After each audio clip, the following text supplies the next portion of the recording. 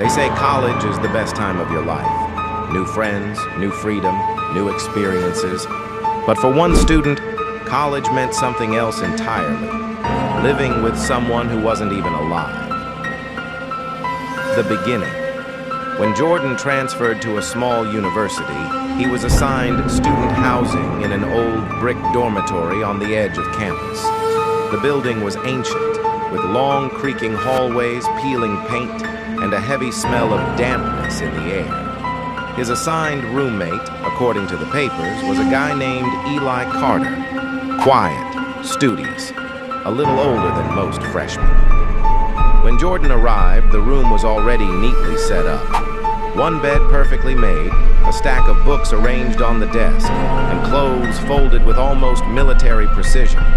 But Eli wasn't there. A note sat on the desk in neat handwriting. Back late. Don't wait up. Eli. The first nights that night, Jordan unpacked and fell asleep. At 3:12 a.m., he woke to the sound of the door unlocking.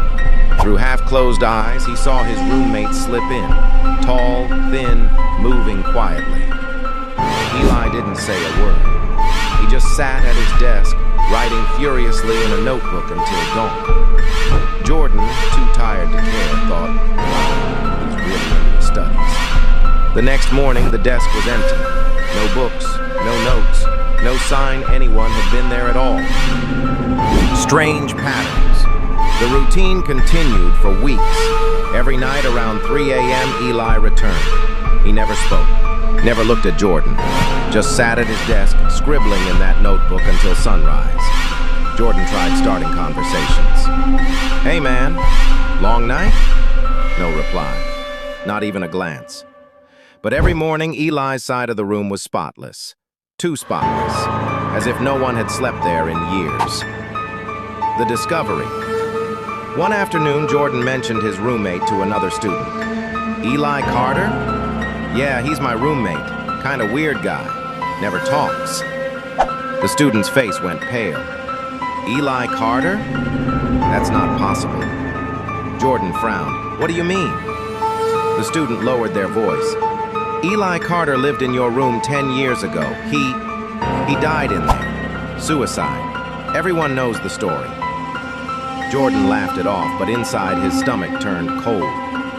That night when Eli appeared at 3:12 sharp, Jordan forced himself to stay awake. He sat up in bed, heart pounding. Eli, I know about you.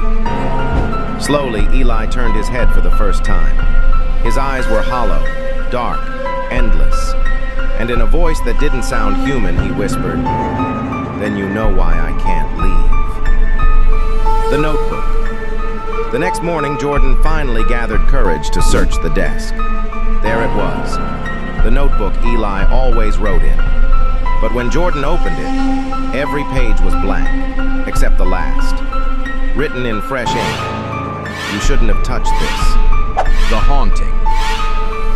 From then on, things escalated. Jordan woke to whispers in the dark, breathing in his ear. His textbooks rearranged themselves overnight. And worst of all, his reflection in the mirror wasn't always his own. Sometimes it was Eli, staring back, expressionless. Sleep-deprived and terrified, Jordan begged the housing office for a new room, but they refused. No transfers mid-semester, so he was stuck. The final night. One night, Jordan decided to confront Eli directly. He stayed awake, gripping a flashlight like a weapon. At exactly 3:12, the door opened. Eli walked in, but this time, he wasn't alone. Behind him shuffled dozens of figures, pale and hollow-eyed. Other students, former residents, all silent, all staring. Eli's voice filled the room. "You don't get it, Jordan. This room doesn't have roommates. It has replacements." The shadows closed in. The flashlight flickered. The last thing Jordan saw was Eli, smiling for the first time. The ending. When campus staff checked the room weeks later, they found it empty. No sign of Jordan. But the bed was made, The desk was neatly arranged, and on top sat a single note. Back late. Don't wait up. Jordan.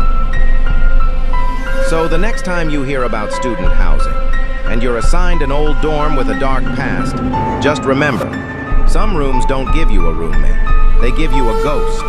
And sooner or later, you'll be the next one who wasn't alive.